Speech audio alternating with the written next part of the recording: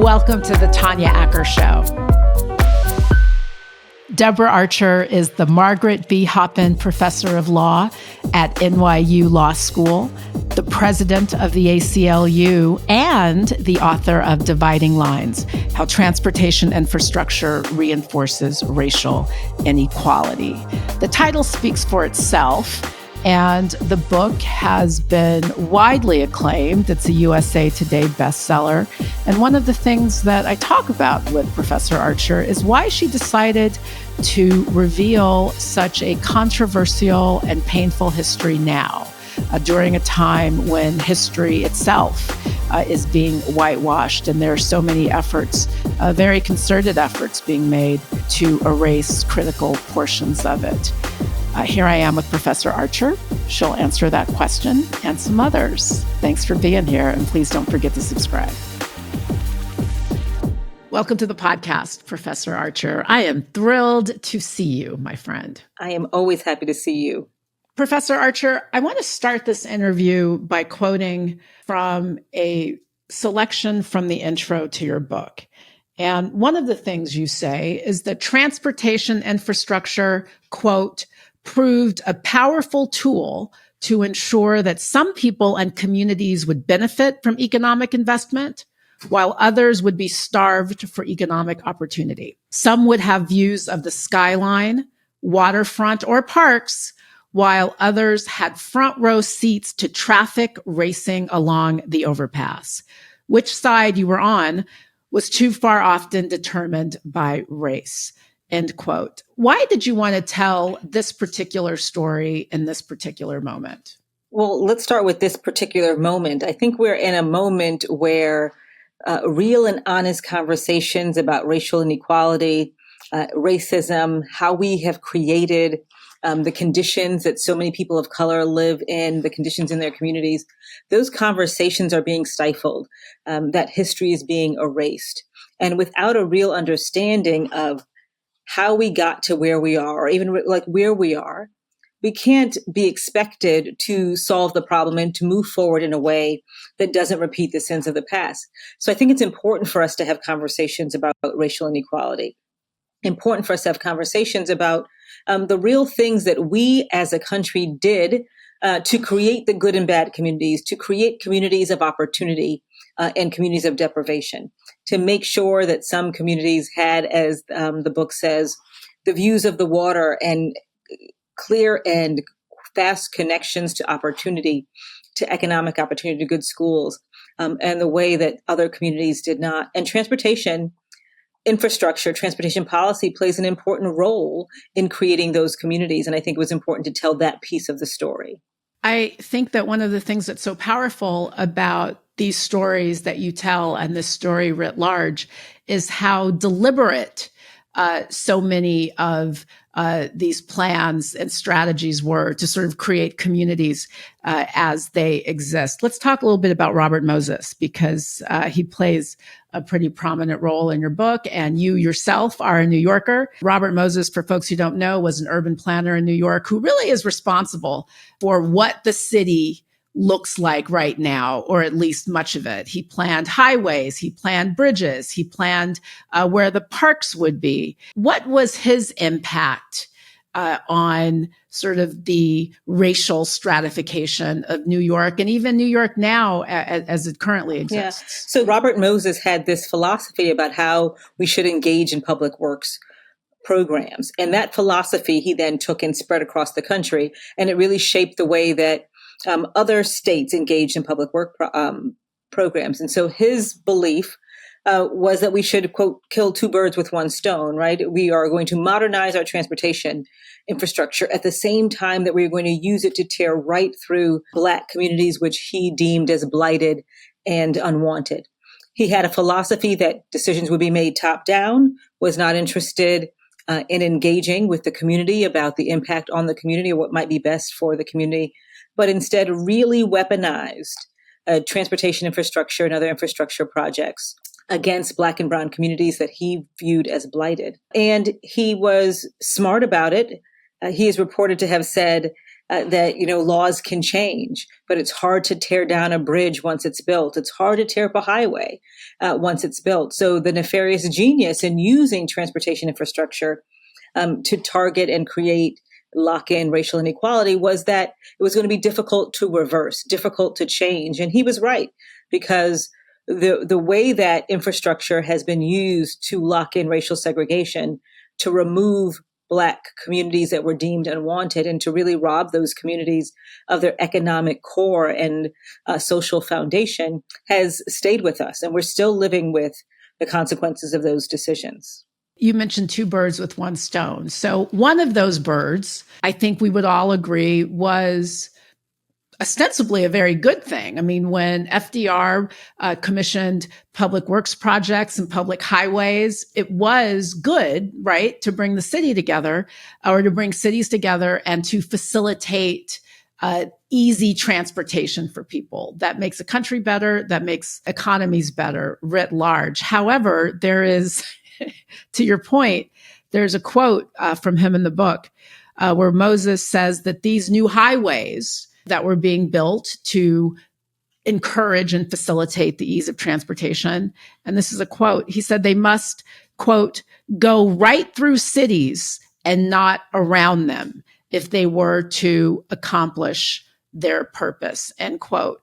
So the purpose wasn't just to make sure people could get around. The purpose was also to enforce racial segregation. Can you just say a little more about that? Yeah, and I think that's an important point that you're making, because when we talk about the interstate highway system, when we talk about roads and highways, public transit, it's always and so often talking about them as symbols of progress and connection. And they really were, because the highways helped to connect far-flung communities to opportunity, helped build our suburbs. We really would not be the country that we are today without having the interstate highway system. But the story I'm trying to tell in Dividing Lines is about how these same systems are often used as tools of exclusion and displacement, especially in Black communities, and intentionally. And so as we started to see the victories of the civil rights movement in the 50s and 60s, cities across America started turning to infrastructure, to those highways and roads and transit systems, as a more permanent, more visible way to enforce racial hierarchy. So in many ways, infrastructure replaced Jim Crow. Highways were deliberately routed through Black neighborhoods to destroy, divide them, but also city planners used things like one-way streets, dead-end roads, and literal segregation walls to physically and socially isolate Black communities. And then public transit, of course, is a part of this story. It evolved under a cloud of racism that started with explicit racial discrimination, but then evolved to more subtle dog whistle policies that the result has been transportation deserts in Black communities from disinvestment, but also in many white communities by design to keep Black people out. And so this is was all intentional, right? Some of this destruction of Black communities. And the book talks about some of that evidence, because folks were explicit that I was going to lose one tool of Jim Crow, and we were going to replace it with this new tool, this highway, this road, this public transportation system, to lock in the segregation that people came to rely on. I don't know if you watch The Godfather of Harlem. I watched the first season. So there's an episode this season where Whoopi Goldberg talks about Robert Moses, and she describes how he built a highway expressly through her neighborhood, and then the neighborhood just sort of was entirely decimated. Even though that is sort of a quasi-fictional story, I know it's based on some real people, that really is true. So what happened? Where did all of these Black folks go when these highways and roads were built directly across their neighborhoods? Where did they go? And that's a great question. So first, when they built these highways through these communities, folks lost their homes. And as we know, home ownership is the core for wealth in this country. And so people lost their primary asset. We lost churches and schools and businesses.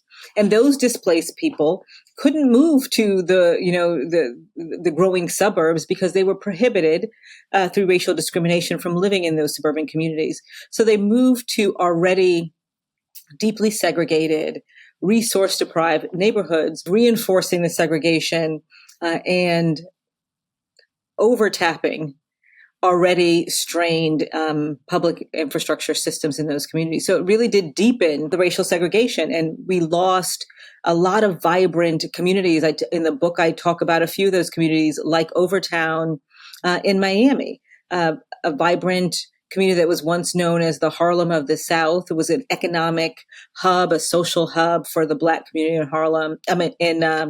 In Miami, and I-95 was built right through it. People lost their homes, their businesses, and the culture was lost. The social fabric was lost as those folks were displaced to other segregated communities. Miami is actually where I was going next. And maybe you already started to touch upon this, because you write about what was described as the Negro resettlement plan that was promulgated in Miami. Tell us, Professor Archer, what was the Negro resettlement plan? And just so everybody's clear, we're talking about African Americans born in America who lived in this country, and there was a plan for their resettlement in Miami, Florida. Tell us a little bit about that. And that was because elected officials in Miami wanted the land that Overtown was on, wanted this Black community for their own purposes, to expand the downtown business district, to kind of invest in their own wealth. And the Black folks who lived there stood in the way, and they had been trying many different plans, right? It was over decades to try to remove the Black folks who lived in Overtown and resettle them in different communities, in other segregated communities. And it wasn't until the Interstate Highway Act came through that gave them the tool that they needed to finally be able to realize this decades-long campaign by white business leaders and elected officials to remove Black residents and claim that land to expand Miami Central Business District. And so by the late 1960s, Overtown became dominated by the highway. There was no evidence of why it was called the Harlem of the South. No corner of Overtown was saved. They demolished homes, churches, apartment buildings, businesses. And at the beginning, nearly 40,000 Black people lived in Overtown before the highway expansion, and only about 8,000 remained in what became that hollowed out community after the highway was built. So they were ultimately successful. They had to use different tools and try different ways, but they were ultimately successful in taking that land from Black folks. Another one of these communities that is sort of important to me because it was based in my hometown of Los Angeles, is the Sugar Hill neighborhood in West Adams. I recently did an interview with Kira Davis-Lurie, who wrote a great novel, sort of a version of it's been described as a Black retelling of The Great Gatsby that takes place in the real life neighborhood of Sugar Hill. So tell us about what was a very vibrant and thriving neighborhood in Los Angeles that right now no longer exists. It was vibrant economically, it was vibrant socially as well. Stars and very successful people lived in that neighborhood. And I think what I want to tell and what I want to convey by telling the story of Sugar Hill and telling the story of Indianapolis and other communities is that we have convinced ourselves in many ways that the highway just removed blighted, rundown communities that needed to be removed. But in fact, the highway destroyed vibrant communities like Sugar Hill, where people were thriving, that it was the center of Black economic, musical, entertainment. The whole Black cultural world was thriving within Sugar Hill and similar communities. And the highway destroyed that. The highway removed that and robbed us as a community of places like Sugar Hill. But it repeats around the country that this happened. It was not just rundown, blighted neighborhoods that were targeted. And to me, that speaks something about how we value or don't value Black communities, Black life, Black property. I think that Sugar Hill is also, the story there is so poignant because that community, which was full, as you mentioned, of Black the cultural elite and leadership. Hattie McDaniel was there. Lena Horne was there. But it was also the home to a thriving Black business community. And those communities were sometimes in conflict, but they were successful in defeating an effort, a legal effort by some white residents to kick them out. Yeah. So they win their lawsuit, then they get the highway. So they end up losing the neighborhood anyway. In Sugar Hill, it was a lawsuit.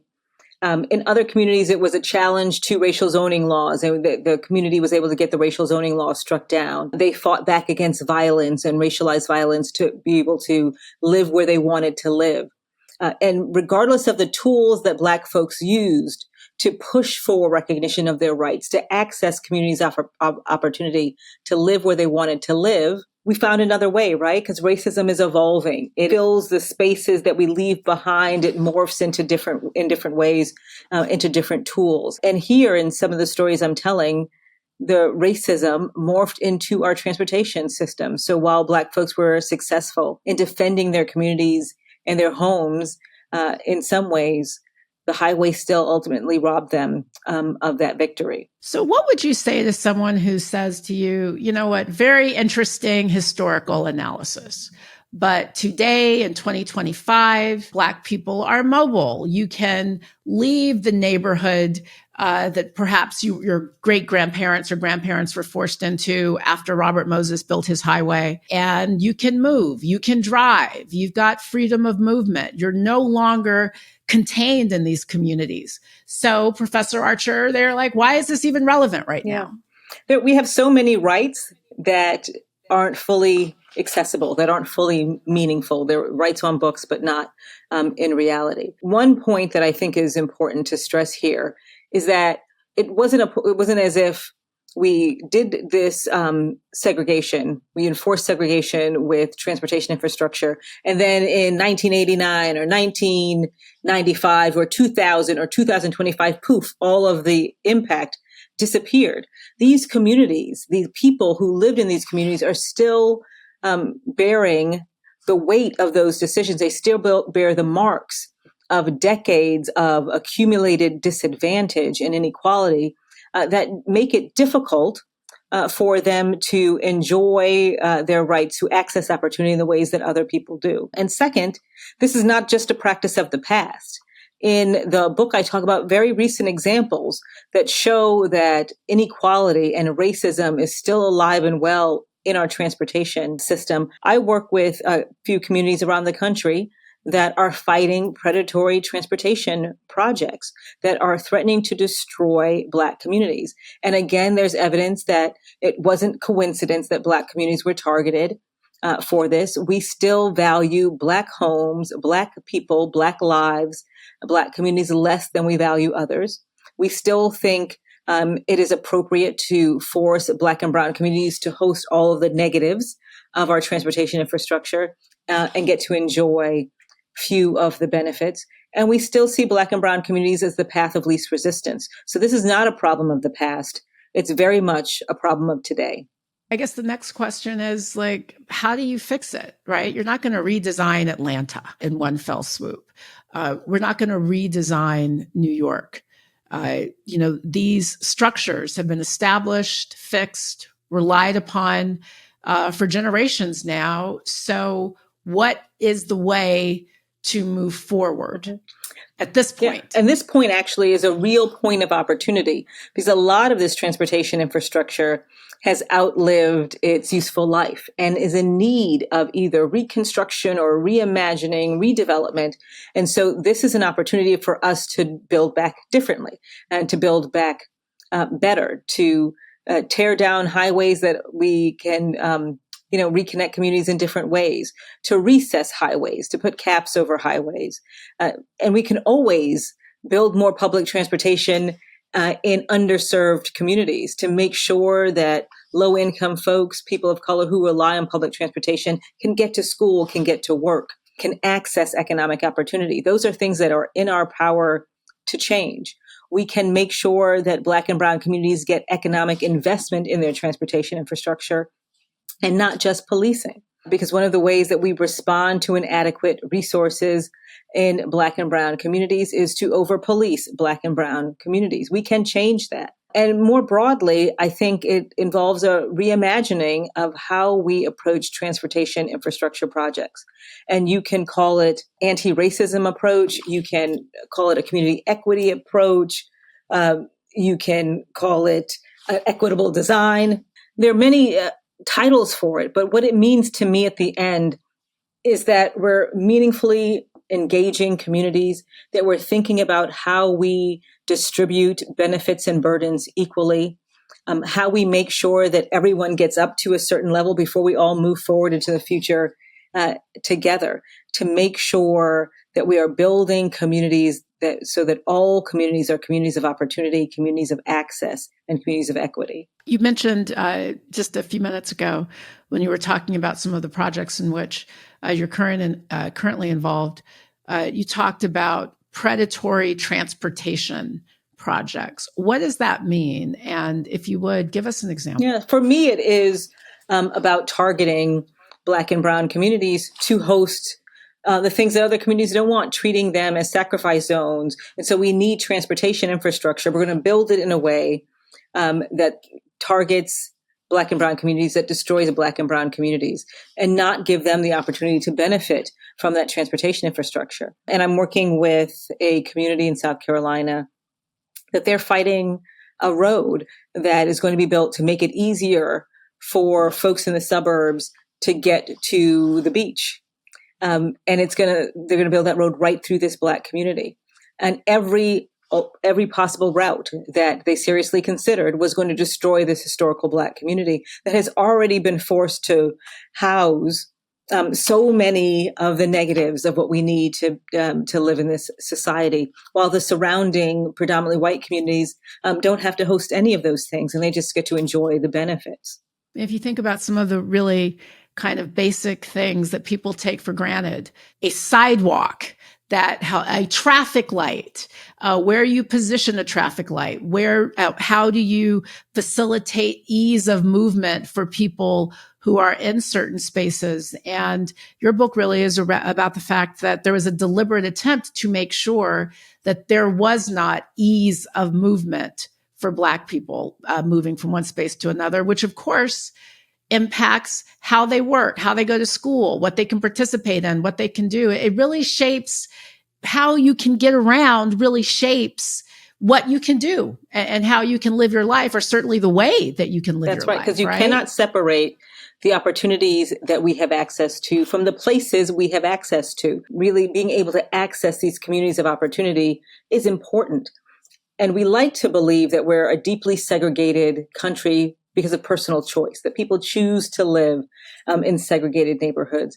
But it ignores the many, many ways that we have created these segregated communities and continue to maintain these segregated communities. So it wasn't just the way we built the highways or the way we build major roads through Black and Brown communities. It was then how we layered on public kind of structure planning and used transportation tools to make it difficult to get from Black communities to white communities, one-way roads, dead-end streets, building segregation walls. The way that we put highways and major roadways in Black communities, but then didn't think about how the residents of those communities would navigate their own spaces. And so study after study has shown that Black communities don't have sidewalks. They don't have connecting sidewalks. So there'll be a little patch of sidewalk and then a mile before another patch of sidewalk, or there are sidewalks that you can't walk on because they're so poorly maintained, and no crosswalks to help cross these streets. And so make it difficult for us to navigate our own communities, but then also make it difficult to navigate from our communities to other communities. Let's just shift gears for a little bit and talk about some of the work you're doing with the ACLU. You're president of the ACLU, which is really one of the organizations that is leading the charge against various initiatives of the current administration. But I kind of want to ask you like a big picture question rather than doing a deep dive into any of these particular lawsuits, because I think, and feel free to disagree with me, but I think that the current moment is one where people are not simply battling over different particular policy initiatives. I think the current moment is a battle for process and rule of law. And there are some people, we're law school contemporaries, and I'm not going to date us because we're not that old, but the world has changed. Tell it to my knees. But, the world has changed. The world has changed. And I think that whereas there was once an assumption that you need a process because process is fair and process ensures that whoever wins, they still have to play by the rules. And so, so there's still some sense of fairness. It's not just, I won't say we've never been a winner takes all country, but I think there's been a really concerted effort to make sure that we're not just a winner takes all country, and that there's some respect for minority rights and people who may not have as much power or access to the system. I don't think everybody buys that anymore. I think that there are a lot of folks who think that process has gone too far. They look at what was a fairly porous border and say, you know what, now just crack it all down. It went too far. I don't care how they enforce the rule. Just enforce them. Just do it. What is the response to that? Because I think, again, for a lot of folks who sort of were kind of raised in this notion that we have to have some semblance of rule of law because it protects all of us, some people are like, too many rules, too much law. Sometimes in order to fix things, you got to break them.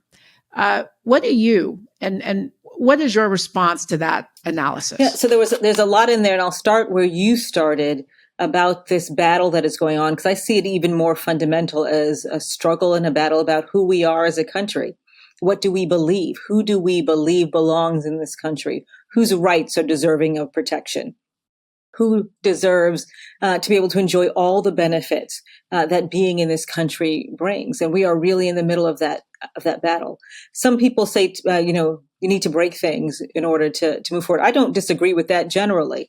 We have a lot of systems that are working in ways that deepen inequality and don't advance justice for everyone. And I'm all in favor of breaking those systems and coming back with better systems, building better systems that are going to support justice and equality. Right? We're not going to litigate our way out of this crisis. We have to build our way out of this crisis, and building new systems is a part of that. But it doesn't mean that we get to throw our Constitution out of the window. So where people say it's all these rules and all this process, what they're saying is they don't like the Constitution. And the Constitution, its rules, its due process, the rule of law is there to protect everyone. It's there to protect the least of us. When the majority says, do what I want, I don't care what the impact is for those people over there, our Constitution is there to protect each and every one of us. And if we start to throw due process out the door, say, for example, for immigrants, due process means less for all of us. If we're willing to toss out the First Amendment for immigrants, First Amendment means less for all of us. If we don't fight to protect the rule of law on behalf of immigrants, it is going to mean less for all of us. So we should not pretend that it will stop with the most vulnerable people.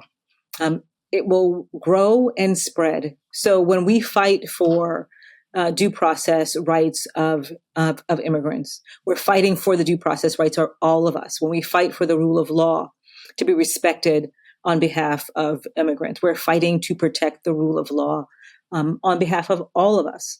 And one of the things that I think is really harmful and challenging with this administration is that we're seeing folks tear at the foundation of our very democracy, striking at all the pillars of a free society, speech and due process, rule of law, our ability to create a multiracial democracy. And so, yes, people can be frustrated with the slow pace of change. People can be frustrated, but it doesn't mean that our laws, our Constitution gets thrown out the door. When we're fighting and when folks are fighting for one community, they're not just fighting for all of us, they're also fighting to protect civil society itself, right? Because, folks should remember what goes around comes around. If you start thinking that because you win an election, you can ignore all the rules, you're not going to win every election. And if somebody else wins and they start saying, hey, you know what? Remember what you did?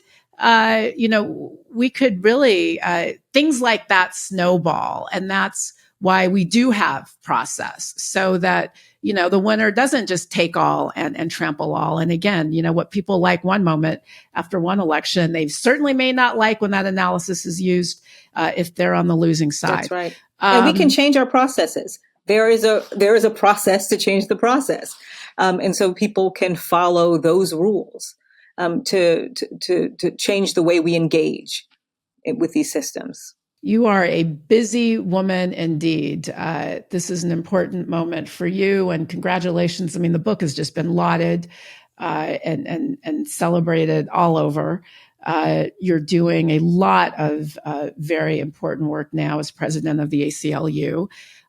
You're also a wife, married to another law school contemporary. Hello, Rich, who's an incredible community leader and philanthropist.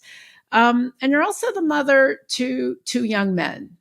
And I always ask people, especially people who are really involved in advocacy and trying to focus on or change really troubling situations that may exist right now, whether or not they're hopeful. And are you hopeful for what this world is going to look like when your two young men are our age? Are you optimistic? Absolutely. I am hopeful. I think I'm generally a hopeful person. I think part of that comes from being a civil rights attorney through and through, because you have to have an endless well of hope and optimism, because we've always lost more than we have won. So we have to believe that the victories will help progress and move us forward. I absolutely 100% believe that we'll be able to come together to build a community, to build a country that is worthy of my children, that will value them in the way that I value them, that will love on them the way that I love on them, that will respect their rights, and make sure that they don't have to worry about their children the way that I worry about them. How can we not be optimistic when we look at the progress that we've made for the two of us and think about the things that we have accomplished, that we met at the number one law school in the country? Like that means something.